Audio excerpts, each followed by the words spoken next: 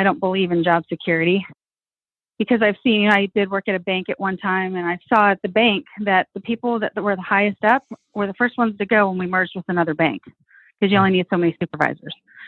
So the only way you're going to have job security is if you take control of your own life and you become your own boss, in my opinion. Your network is your net worth. Come listen to some of the most successful people I know share invaluable knowledge, stories, and advice in real estate, business, and beyond. This is Weiss Advice. Whether you want to take your business or personal life to the next level, look no further. Welcome back to Weiss Advice. I'm your host, Yona Weiss. And with me today, we have Lisa Parrish. Lisa, all the way from Mooresville, North Carolina. Thanks for joining us, Lisa. Thank you for having me. All right.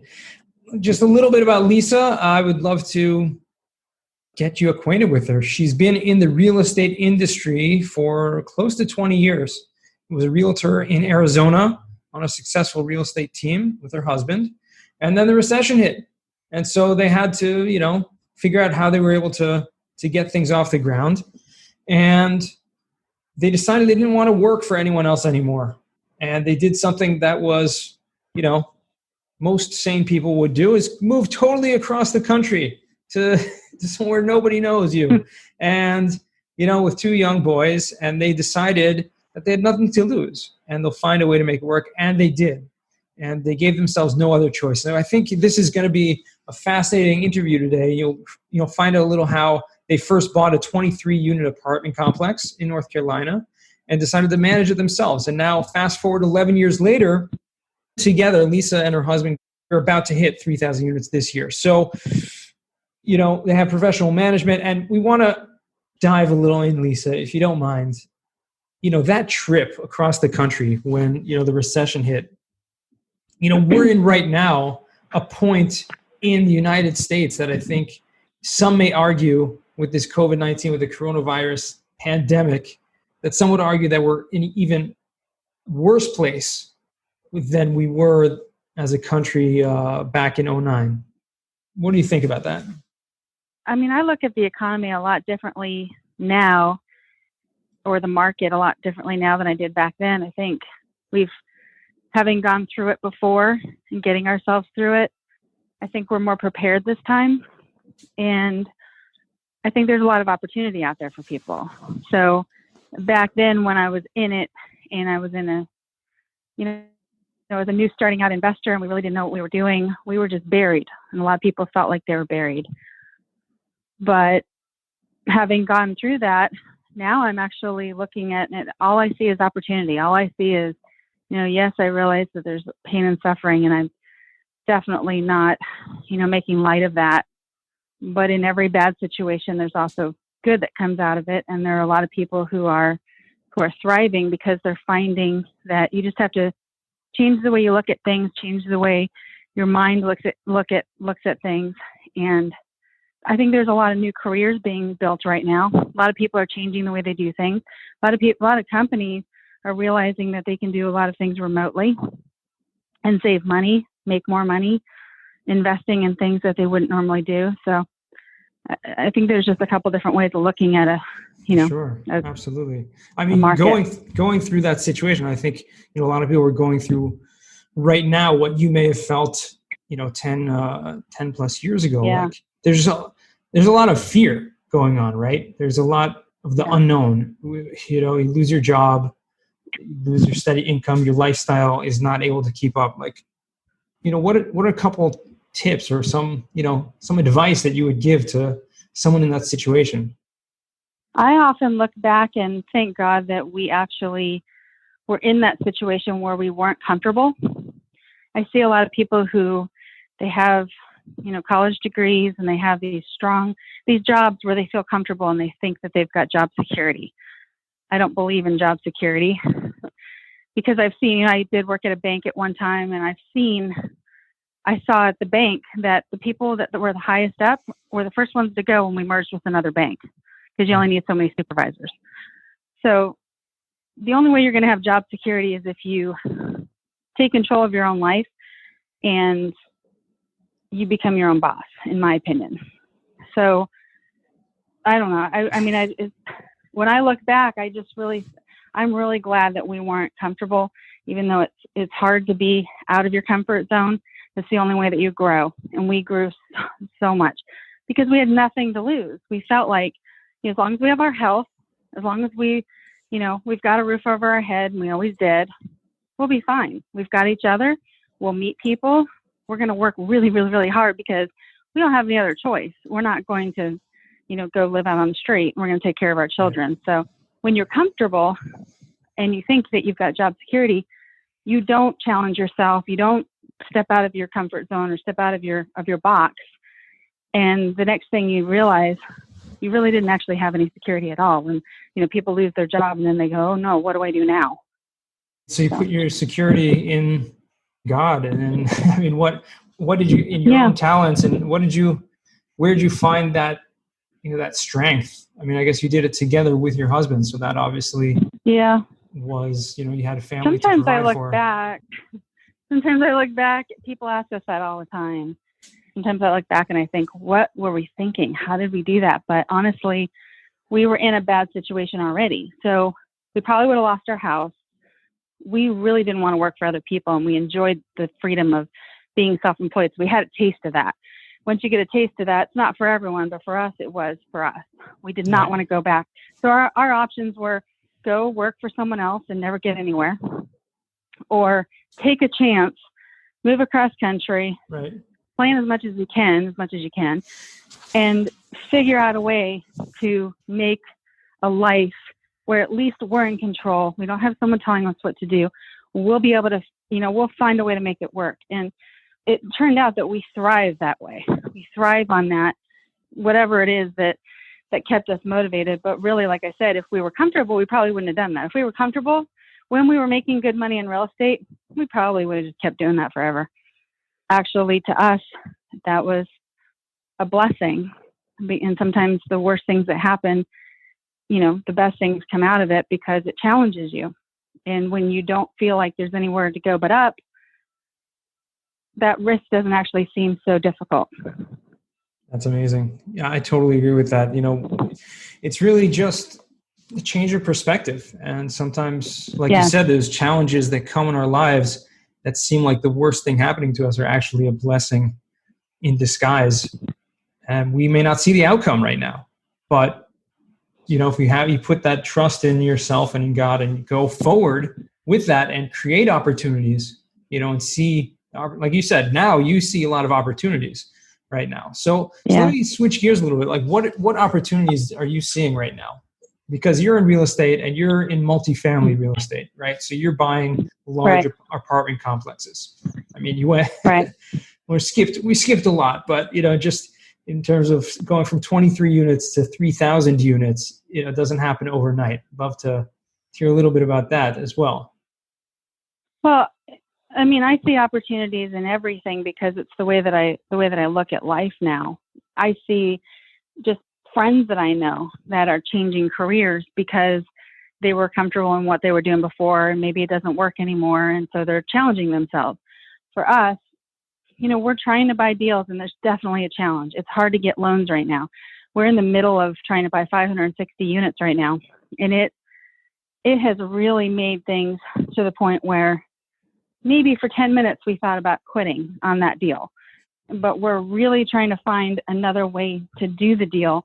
So, my dad was in the real estate industry since the 70s, and he used to tell me about in the 80s when the rates were over 12%. Right. That's when people started bartering, and they would, that's when creative financing became so popular because the banks were not a good option. And we're at that point right now where the banks might not be the best option, and buyers and sellers, if they want to do deals, they need to be creative, but creative financing is sometimes the best kind of financing. Sellers don't typically want to do it because they don't have to. And, it's a little riskier for them, but it's definitely a lot less expensive. And it becomes, if you can put together a win-win scenario, it can be a lot less expensive than dealing with banks. So that's one thing that we're trying to do right now is we're trying to come up with a creative way of getting the seller to help us while we still give him the price that he wants. Gotcha. So I think in anything now, if you can look at when we have a challenge that hits us, except for that, we're human. So that first, when it first hits, it always hurts. Of course. Because we're human, doesn't matter. But after we get over it, give us a couple hours or whatever, then we start talking about it. Okay, how can we turn this into an opportunity? And so if you take those challenges and you figure out, how can we make this a positive? How can we turn this around and actually come out better than we would have before had that not happened? And 9 times out of 10, we're able to. And then we're glad that it happened, and we end up better off than we would have. Wow. Or at least, if not anything else, we learned. Sure, of course. So practically speaking, do you suggest literally a certain point after the pain has seeped in and you're kind of into that kind of transition stage where you're like, okay, well, now what? Mm-hmm. Do you practically sit down and brainstorm, hey, how can we turn this into a positive? Or you just kind of... Absolutely. Yeah. No, we do. It's either my husband, some deals just my husband and I are alone by ourselves, it's just us. Some we have partners, and we have a few different partnerships. So it's either the two of us, sitting outside, maybe a glass of wine, or, we'll call our partners and we'll do a long, conversation about what ideas do you guys have? And I actually enjoy having partners because so many different perspectives and so many different ideas come together when you're collaborating on, how do we get past this? Right. And one idea turns into something that eventually ends up making sense. Gotcha. Sometimes I'll even get my brokers on the phone and they give me ideas because of course they want to close the deals too. So of course. Yeah, for sure. So let's talk about, so you're dealing with a 560 unit deal right now. Did I hear that right? Yeah, it's actually 3 properties. It's a portfolio. Gotcha. Okay. That we're working on. And you're dealing with, obviously, the situation has changed now than it was a couple months ago. Yeah, we had our loan ready to go, and then they put everything on pause. And right now we're trying to figure out. We're thinking maybe we take one down at a time. Maybe we do an assumption. There's just a lot of different scenarios that we can go through. There's 100 different things we can do before we ever give up. Absolutely. And it's never gotten to that point where we've had to give up on a deal because as long as the seller's motivated to close the deal, which they usually are, we can make it happen. Amazing. So you had a deal. Let's go back to that 23 unit apartment complex. That was your first deal back 11 years ago. And that was your first multifamily property, right? Oh, yeah. And one of the challenges, you'd mentioned one of the challenges you had in that is that most of the residents didn't even speak English. They were Spanish speaking first language. So how did you figure that out? How do you go into a deal like that? And you're self-managing, right? Yeah. Because we couldn't afford to pay management. We needed a job. So we gave ourselves a job. So what did you do? Did you learn Spanish? What did you? We're from Tucson, an hour from the border, so you would think that we would know Spanish, but we really didn't. I'm from Southern California, and I took 3 years of Spanish in high school, but I can't carry a conversation at all. Exactly. I feel like I have a brain block to it, but so I would actually go knock on doors, and they understand rent. I would I'd bring the ledger. We did it all ourselves, the old-fashioned way. I'd bring the ledger, and I would show them, circle, highlight, here's how much you owe, and they'd give me money.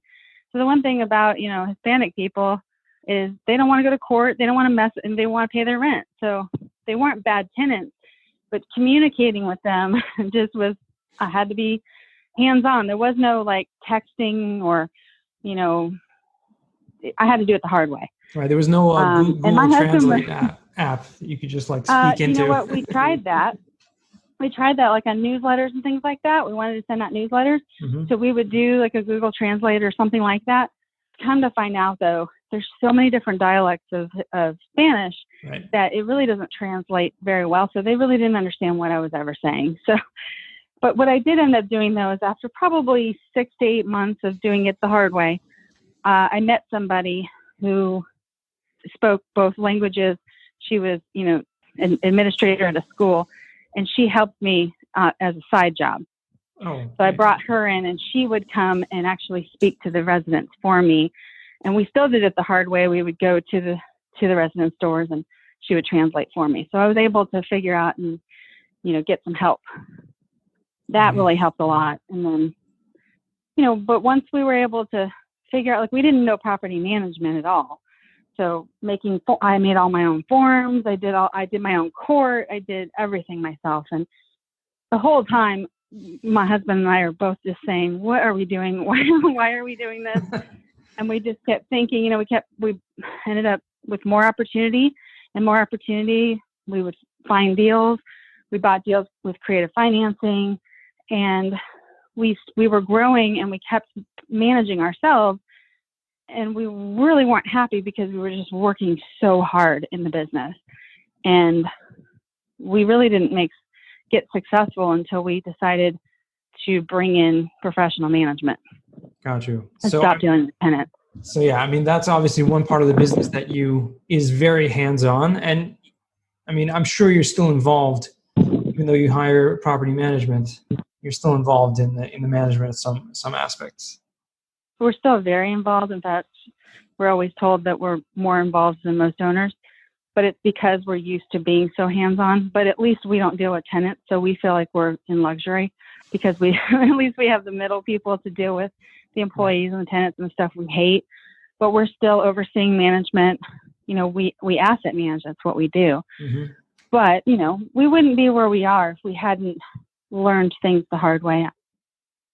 Incredible. So, you have an incredible story, Lisa, and I appreciate you sharing some tidbits with it and giving some really practical advice for our listeners because, we all go through challenges and we all have times in our life where we're afraid and we don't know what's going to be. And I think you gave some incredible tips about your own personal experience. So I really appreciate that. I would love to switch gears if we can jump right into the final four, which maybe we can go a little deeper on these. I usually just ask these 4 questions. Sometimes people give a one-word answer, and sometimes we kind of delve deeper into it. So are you ready for that? I'm ready. Okay, awesome. So first question is, what is the worst job that you ever had? I think I just kind of talked about it. That's being a property manager when I really didn't know what I was doing and trying to communicate with residents when I really didn't know how to do it. It was the worst job, but just like I said earlier, sometimes the worst thing ends up with being the best thing you ever did. And I think some of our partnerships and some of our deals have come to us because of the fact that part of our value is that we know how to manage property. Mm-hmm. And a lot of owners just go right into hiring property management companies, which is probably the right way to do it. I'm not saying that we did it the right way, but we definitely did it the hard way. And when you do it the hard way, you learn more. So, when I see my management company doing something that I don't think is right or doesn't fit, what we believe in, we actually understand it more than most owners do because we've done it and we've been there. But yeah, it's a hard position. Absolutely. Dealing with tenants, you can never make them happy. At least not everyone. Well, got to do your best. I guess dealing with 3,000 tenants at this point is probably... Oh, no. Yeah. You can't please all the people all the time. That's for sure. No. Definitely not. Okay. So what is a book that has given you a paradigm shift? Maybe think differently about something. I actually have several of them, but I would say probably the biggest one for both my husband and I would be the E-Myth or E-Myth Revisited. It's the one that I think we read. And then we read it every couple of years to remind us basically how to get out of your business and stop working in your business, kind of working on your business, overseeing your business, delegating, hiring other people, rather than doing what we did for so long. It actually, if I showed you our portfolio of what our growth was, we spent the first 7 years at least we barely got up to 200 units. And Wow. after we decided to hire management and pull ourselves out, we went into the thousands within a year.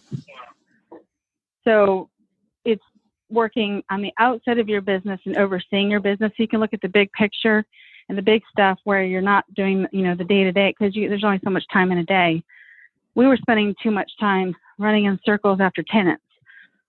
Or even if we had an employee or whatever, we were babysitting our employee. And now we've got the management company that does all that for us. So we can focus on the big picture, how to make more money, how to buy more deals. So I definitely recommend that book. Awesome. The E-Myth and the E-Myth Revisited. Okay. Yeah, Revisited is the one that actually we read. And now you can get it on, like an Audible. Right, of course. Yeah, definitely check that one out. Now, question number 3, what skill or talent would you like to learn? How to relax. how to clock out. My husband's really good at this. He works hard all day, and then 5, 6 o'clock, gets in the hot tub with cocktail, and he's done. He tries to relax. And I'm still like, oh, did you know this? Did you know? And he's like, nope, clocked out. Wow. I don't know how to do that. I could work all night. I can get up in the middle of the night, check an email, and it's a bad habit, and it's not something that I recommend. So Okay, I'm sure that's a weird answer, but there's no such thing is that as a talent? No such thing as a weird answer. It's an important skill. I think a lot of people who are like you in that regard. I mean, I can relate to that as well. I can be totally plugged in, but at the same time, there are times when I just totally unplug. So, well, that is actually something I completely admire about you, and I've actually mentioned that to you before, where you'll say, I'm unplugging for weeks. What's your longest time? The advantage I have is that I'm kind of bound by, a religion. The Jewish faith has very, very strict rules in certain holidays that we don't work. We don't use any electricity, anything like that. So it's very easy to unplug once you're plugged in, as I like to say it.